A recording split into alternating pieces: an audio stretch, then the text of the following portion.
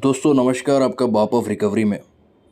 दोस्तों अभी जो नई न्यूज़ निकल के आई है बैंकिंग सेक्टर में, जिसमें आप देख सकते हैं RBI orders ban on sanction and disbursal of loans from 4 NBFCs. अब यहाँ पे 4 एनबीएफसीज को नए डिसबर्सल और सैंक्शन करने के लिए, नए कस्टमर ऑनरोल करने के लिए आरबीआई ने बैन लगा दिया है।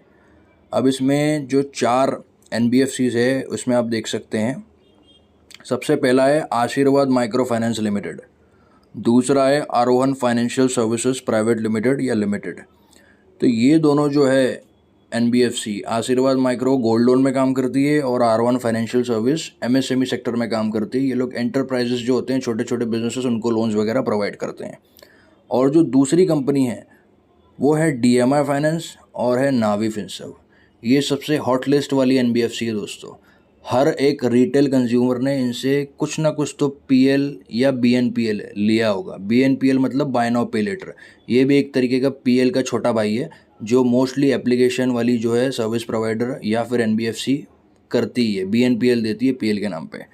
अब यहाँ पे नावी फिनसर्व को और डीएमआई फाइनेंस को आरबीआई ने बैन लगा दिया है कि भैया अक्टूबर 21 2024 से आप लोग कोई भी कस्टमर नया ऑनरोल नहीं कर पाएंगे। आप लोग कोई भी लोन्स वगैरह बीएनपीएल या पीएल आप लोग सैंक्शन या डिसबर्स नहीं कर पाएंगे। अब ऐसा क्यों किया है आरबीआई ने? तो अब यहाँ देख सकते हैं, लिखा हुआ है due to concerns over their excessive interest rates and non compliance with establish financial regulations. इन्होंने अंधाधुन इंटरेस्ट चार्ज किया है कस्टमर को, वो इंटरेस्ट पेनल्टी हो या फिर प्रोसेसिंग फ़ी हो, नए डिसबर्सल पे कुछ भी हो, अंधाधुन पैसा चार्ज किया है। इंटरेस्ट कुत्ते की जैसा लगाया है ये लोगों ने। आप देख सकते हैं हमारे को एक इंटरेस्ट जो है रिफंड भी आया है, जो हमारा लोन था। यहाँ पे आप देख सकते हैं due to an inadvertent error we have charge the processing fees on your loan account फला फला डिसबर्स्ड ऑन फला फला। We are pleased to inform you that the fees have been refunded today and the amount is credited to your bank account ending with XYZ. We sincerely regret any inconvenience caused. अब यहाँ देख सकते हैं error बताया इन्होंने कि हमने processing fee charge कर दिया था आपके लोन अकाउंट पे, जो कि गलती से हो गया था, एरर था, माफ़ करना हमको। हम आपको अभी बहुत सीधा बन के आपको जो है वो इंटरेस्ट रेट वापस दे रहे हैं। वापस इसलिए दे रहे हैं कि आरबीआई ने इनकी बैंड बजा दी है, बैन लगा दिया है, इसीलिए ये अब इंटरेस्ट रेट जो है रिफ़ंड भी कर रहे हैं। अगर किसी भाई का चल रहा हो नावी में तो वो देख सकते हैं, उनको प्रोसेसिंग फ़ी का जो भी है इंटरेस्ट रेट रिफ़ंड भी आया होगा। आप चेक कर लीजिएगा, मुझे जो आया है 1600 रुपये का आया है। ठीक है। अब यहाँ पे आरबीआई ने बताया जो है non compliance with established financial regulation, जो भी फेयर प्रैक्टिस कोड होता है आरबीआई का हर एक बैंक एंड एनबीएफसीज के लिए, उसका पालन करना पड़ेगा भाई। ठीक है। आरबीआई रूल करती है बैंक्स एंड एनबीएफसीज को इंडिया में, तो उसका जो फेयर प्रैक्टिस कोड है, बैंकिंग कंप्लायंस है, वो तो फॉलो करना पड़ेगा। और नावी फिनसर्व और डीएमआई फाइनेंस ऐसी कंपनीज है, हॉट लिस्ट कंपनी है, इनके रिकवरी एजेंट ने दबा के हरास किया है लोगों को। मैं बता रहा हूँ भाई साहब, पिक्चर फोटो जो है मॉर्फ करना, ठीक है, रिलेटिव में कॉल करना, गाली गलौज, व्हाट्सएप पे गाली, व्हाट्सएप कॉल करके गाली देना, कौन सी ऐसी हरकत नहीं है जो नावी फिनसर्व और डीएमआई फाइनेंस वाली जो रिकवरी एजेंट है उन्होंने नहीं किया हो। सब तरीके के इन्होंने जो है आजमाया है कस्टमर के ऊपर, बहुत हरास किया है इन्होंने। तो इनकी कंप्लेंट भी अपार लेवल पे बढ़ी है, आरबीआई सीएमएस पोर्टल में हो या फिर सोशल मीडिया फोरम पे हो। इसीलिए मैं बोलता हूँ दोस्तों, आपको कंप्लेंट डालो तो आरबीआई के सीएमएस पोर्टल में भी डालो 30 दिन के बाद। ये अब इनके ऊपर मॉनेटरी पेनल्टी लग गई है और बैन भी लग गया इनके ऊपर। ठीक है। और दूसरी बात, आप यदि देखोगे तो नावी फिनसर्व और डीएमआई फाइनेंस अब अक्टूबर 21 2024 से कोई भी लोन्स वगैरह कस्टमर को अनरोल नहीं कर पाएगी, कोई भी डिसबर्सल या फिर सैंक्शन नहीं होगा इनके द्वारा लोन का। अब कुछ भाई बोलेंगे कि भैया हमारा तो लोन ऑलरेडी चल रहा है, तो हम क्या करें?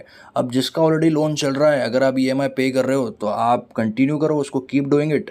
और दूसरा है, अगर कोई भाई डिफ़ॉल्ट कर गया है तो उसमें ऐसा है, देखो पैसा तो आपको देना पड़ेगा, चाहे आप फोरक्लोजर करवाओ, चाहे आप सेटलमेंट करवाओ, चाहे आप ईएमआई भर दो, कुछ भी करो, पैसा तो आपको देना ही पड़ेगा, ओके, क्योंकि वो टर्म्स एंड कंडीशन में है जब आपने लोन लिया था, जब डिसबर्स हुआ था, उसको आप डिनाई नहीं कर सकते। अब पैसा रिकवर कौन करेगा? इसमें क्या होगा ना, पता है, एसेट रिकंस्ट्रक्शन कंपनीज होती हैं। ऑलरेडी नावी फिनसर्व ने शुरू कर दिया है, डीएमआई भी शुरू कर देगा, ये शुरू कर चुका होगा।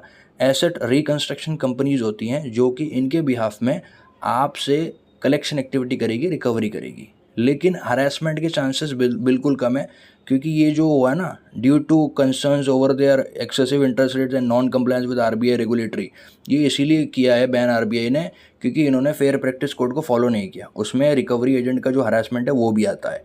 तो कलेक्शन एक्टिविटी तो होगी दूसरी एसेट रिकंस्ट्रक्शन कंपनीज द्वारा, लेकिन मैं बता रहा हूँ आपको, जो एक तरीके की जो नॉर्मली ये बिहेव करते थे कॉल्स वगैरह पे और हरास करते थे कस्टमर को, वैसा नहीं होगा, नॉर्मल टाइप का होगा। तो आप इसको जो है एक तरीके का कस्टमर के लिए लिवरेज हो जाएगा, ये बेसिस पे अगर मैं बताऊं तो लिवरेज हो जाएगा आपके लिए। आपको थोड़ा और छूट मिल सकती है मे बी सेटलमेंट में, या आपको टाइम भी मिल सकता है। लिवरेज का मतलब ये है कि आपको थोड़ा छूट मिल जाएगा, टाइम मिल जाएगा, और आपको सेटलमेंट में भी कम से कम आरओआई पे आपको सेटलमेंट मिल सकता है, कम से कम रेट ऑफ इंटरेस्ट पे। तो आप बात करके देख सकते हैं, या तो फिर ईमेल वगैरह आप कर सकते हैं अगर आप सेटलमेंट करवाना चाहते हैं। अगर अभी पैसा नहीं है तो आप उसके लिए वेट भी कर सकते हैं। लेकिन यहाँ पे प्रॉपर बैन लग चुका है, आरबीआई ने एनबीएफसीज पे बैन लगा दिया इन पे। अब यहाँ पे इनका वापस आने का चांसेस बिल्कुल ही ना के बराबर है। लेट्स सी फ्यूचर में क्या होता है, लेकिन फिलहाल के लिए तो डीएमआई, नावी फिनसर्व, आशीर्वाद micro finance, R1 financial services, इनके ऊपर प्रॉपर बैन लग चुका है। अभी वापस आने की कोई गुंजाइश नहीं है। देखिए, हम कॉल्स पे भी रिकवरी एजेंट को ये बोलते हैं, ये चीज़ एक लाइन मोस्टली बोलते हैं कि रिकवरी एजेंट की हरासमेंट के चक्कर में कंपनीज़ के जो हैं केसेस होते हैं ना, जो लोन अकाउंट्स होते हैं, क्रेडिट कार्ड होते हैं डिफ़ॉल्ट में, वो इंटेंशनली कस्टमर जो है नहीं भरता है। कभी कभी ऐसा हो जाता है क्योंकि ये लोग इतना बदतर हरासमेंट कर देते हैं कस्टमर्स को, इसी के वजह से जो है कंपनीज़ के केस एनपीए और रिटर्न ऑफ में बुक होते हैं। रिकवरी एजेंट के हरासमेंट के चक्कर में इनका पूरा पूरा हाथ होता है। ये अपना टारगेट अचीव करने के लिए इतने अंधे हो जाते हैं, इतने पागल हो जाते हैं कि ये सामने वाले कस्टमर को कुछ लेना देना ही नहीं है। उसके ऊपर क्या बीत रही है, उसका क्या हो जाएगा, उसको ये टॉन्ट मार के, ये रिलेटिव में कॉल करके हरकतें करके उसके साथ, बेचारे के साथ क्या हो जाएगा, इनको लेना देना ही नहीं है। ये अपना काम कर जाते हैं। इसी चक्कर में जो है एनपीए और रिटर्न ऑफ भी होते हैं केसेस। कस्टमर कभी कभी इतना ढीठ बन जाता है, इंटेंशनली नहीं भरता है पैसा। लेकिन अब यहाँ पे आप देखिए, ये बात सिद्ध हो चुकी है, और आप ऐसे भी बोल सकते हो अब कि रिकवरी एजेंट की हरासमेंट के चक्कर में, रिकवरी एजेंट का अनएथिकल रिकवरी के चक्कर में अब बैंक्स एंड एनबीएफसी के केसेस, रिटर्न ऑफ और एनपीए तो होते ही हैं, अब बैंक और एनबीएफसी में ताला भी लग सकता है, आरबीआई बैन भी कर सकता है।